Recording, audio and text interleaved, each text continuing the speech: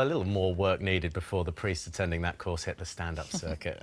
But two people who have managed to successfully mix comedy with religion are Atif Nawaz, who joined us earlier, and Ali Shahlam, whose sketch show Muslamic explores the British Muslim experience. It's just been released on BBC Three, but before we talk to them, let's have a look at a clip of the show. Right, you listen to me, Sam. I don't know what possessed you to get a job here in Stevenage, but those people out there, they're my white people. There's only room for one of us here. You're right. There is only room for one brown person here, and that's going to be me.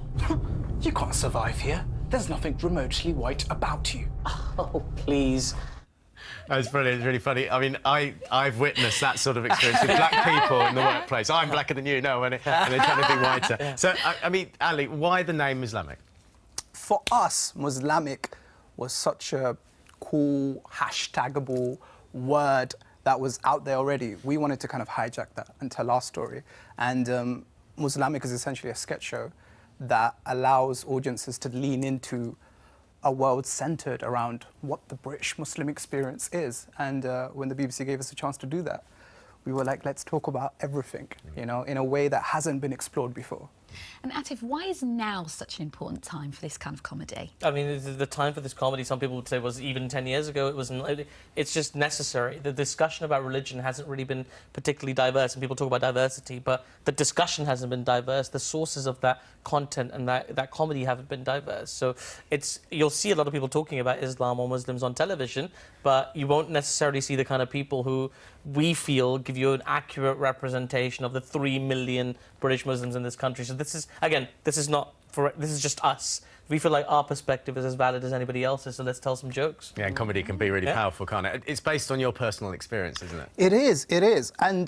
But not to say that someone else who isn't from our walk of life can't relate. Like, I watch Spanish films, French films, South Korean films.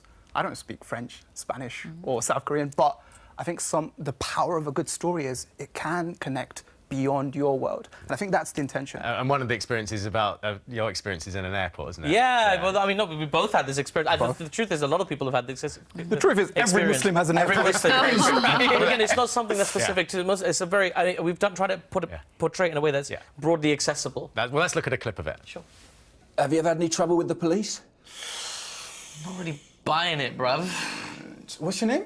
Toby. Toby, do me a favour, yeah?